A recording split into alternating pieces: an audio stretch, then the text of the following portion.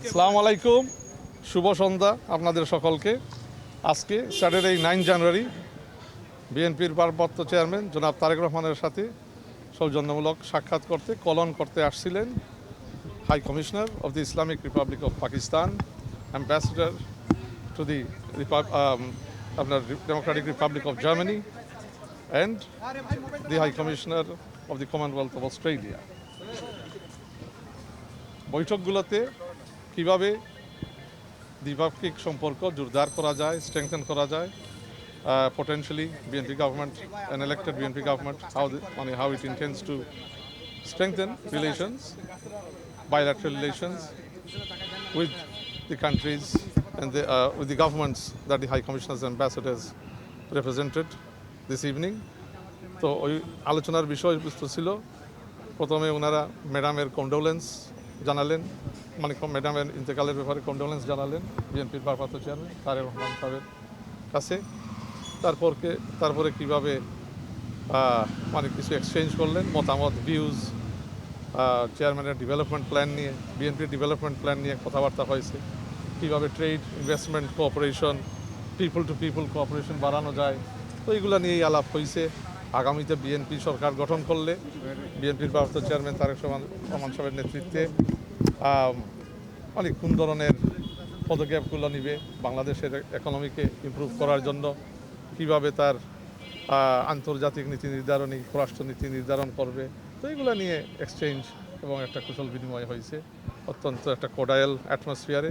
ওখানে উপস্থিত ছিলেন বিএনপির জাতীয় স্ট্যান্ডিং কমিটির অন্যতম সদস্য জনাব নজরুল ইসলাম খান, চেয়ারপারসন সাহেব, ভারপ্রাপ্ত চেয়ারম্যান সাহেবের প্রেস সেক্রেটারি সালেহ শিবলি সাহেব, ভারপ্রাপ্ত চেয়ারম্যান সাহেবের কমিউনিকেশনস অ্যাডভাইজার জনাব মাহদি আমিন সাহেব সহ অন্যান্য কিছু নেতৃবৃন্দ বিভিন্ন বৈঠকে ছিলেন।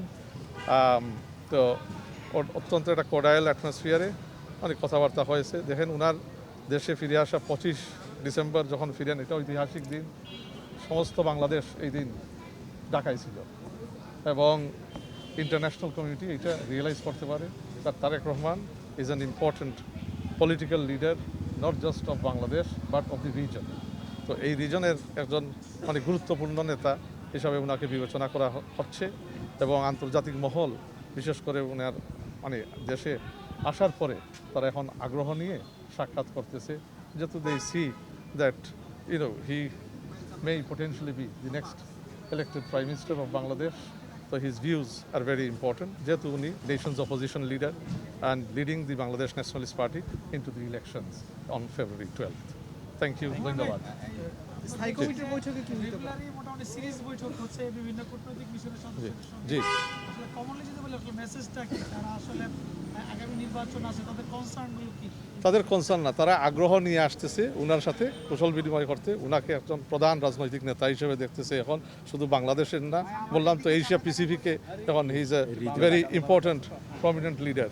তো আগ্রহ নিয়ে এখন সাক্ষাৎ করতে চাচ্ছে, ওনার মনোভাব, ওনার উন্নয়নের পরিকল্পনা, এগুলো নিয়ে আলোচনা করতে আসছে। মানে বিএনপি তো অলরেডি কিছু উন্নয়ন পরিকল্পনা 31 দফার মধ্যে দিয়েছে, সেই সকল বিষয়গুলো কি না আপনার বিষয়ে উপস্থাপন করেছে?